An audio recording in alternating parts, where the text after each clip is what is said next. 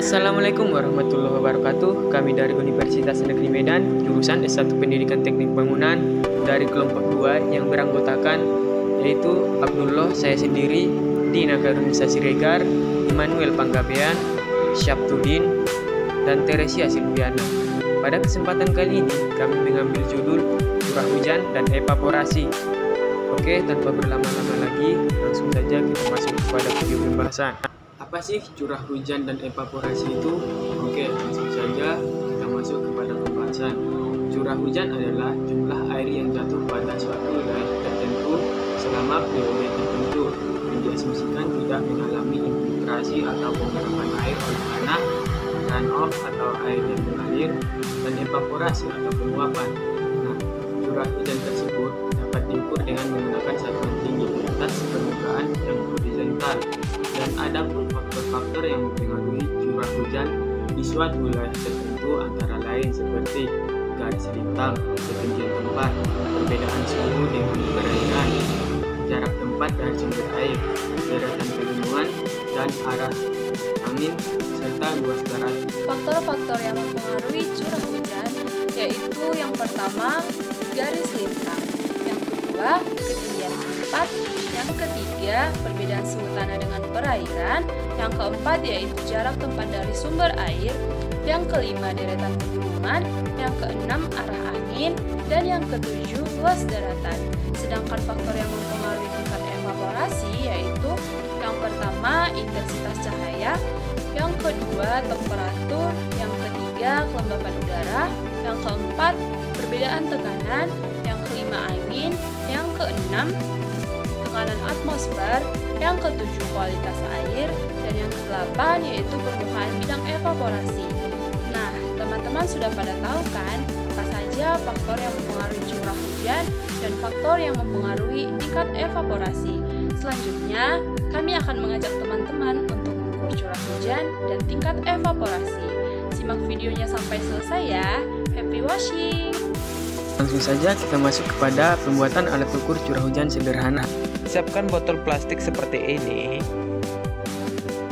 Potong botol plastiknya seperti gambar berikut ini. Siapkan dotan bayi. Siapkan lakban dan kerikil. Lalu satukan seperti gambar berikut ini. Bagian bawahnya diletakkan kerikil dan masukkan dotan bayi, kepala botol plastik yang dipotong, serta lakban. Nah, alat ukur curah hujan sederhananya sudah selesai. Langsung saja kita masuk ke cara pengamatan. Letakkan alat ukur curah hujan sederhana di tempat terbuka tanpa naungan. Kemudian, melakukan pengamatan terhadap air hujan yang tertampung selama 7 hari berturut-turut. Nah, pengamatan curah hujan di hari pertama yaitu hujan deras. Dan air hujan yang tertampung adalah sebanyak 50 ml. Di hari kedua, pengamatan curah hujan dibarengi dengan pengamatan tingkat evaporasi.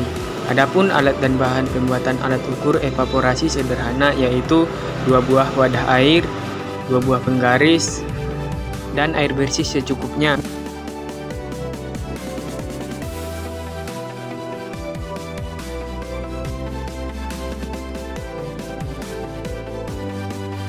Cara kerja alat ukur evaporasi sederhana. Masukkan air bersih setinggi 10 cm ke dalam masing-masing wadah.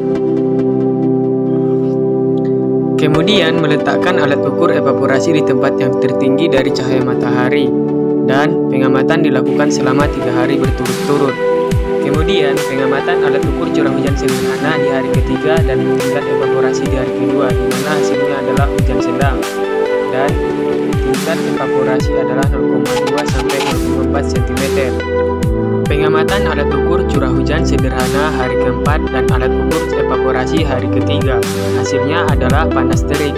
Sedangkan untuk tingkat evaporasi hasilnya adalah 0 cm sampai 0,2 cm. Dan begitulah seterusnya untuk pengamatan alat ukur curah hujan sederhana dari hari ke-5 sampai hari ke-7. Hasilnya tidak ada turun hujan. Adapun hasil rekapitulasi alat ukur curah hujan sederhana dan tingkat evaporasi berdasarkan riset yang dilakukan di Desa Medan Estate, dan hasilnya sebagai berikut.